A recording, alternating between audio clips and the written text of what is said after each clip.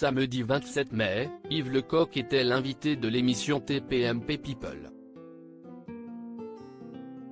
Sur l'antenne de C8, l'humoriste s'est livré sans filtre sur ses problèmes financiers à Bernard Montiel et les autres invités autour de la table.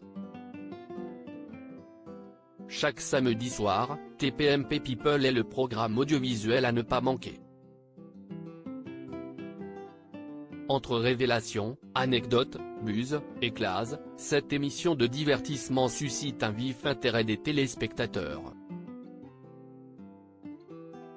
Depuis son arrivée à la tête de l'émission, Bernard Montiel a reçu de nombreuses personnalités publiques à l'instar de Vladimir Cosma. Ce samedi 27 mai, le nouveau présentateur de TPMP People et sa belle équipe de chroniqueurs ont accueilli Yves Lecoq. Sur la chaîne C8, l'imitateur français a fait de nouvelles révélations concernant ses nombreux soucis financiers suite aux travaux effectués dans ses châteaux. En effet, et depuis de nombreuses années, Yves Lecoq est passionné par les châteaux et il est le propriétaire de plusieurs demeures. Je vendais tout au rabais comme à l'accoutumée, Yves Lecoq s'est confié de manière cash sur sa situation financière.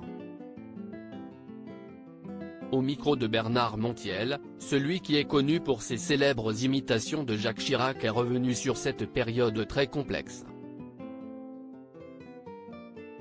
Comme je gagnais bien ma vie avec tout ce que je faisais, tout passait dans les travaux. Je n'avais pas un sou de côté. D'ailleurs, j'ai eu tort, j'aurais pu mettre quand même 500 balles de côté pour au moins avoir de l'argent quand j'avais des problèmes. Yves Lecoq a avoué qu'il avait encore des dettes à régler, et continué avec quelques précisions, « Oui, j'ai encore des dettes. J'ai tout vendu à bas prix.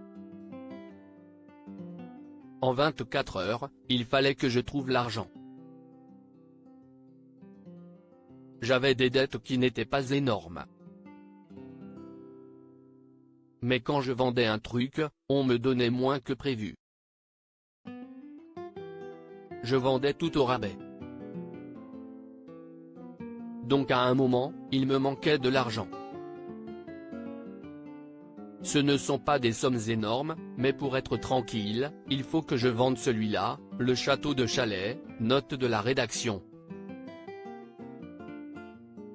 L'ancien présentateur télé a admis que sa situation financière s'était dégradée à cause de la fin de ses diverses activités professionnelles en 2020. Nul doute qu'Yves Lecoq pourra vendre son bien immobilier et remonter la pente très prochainement.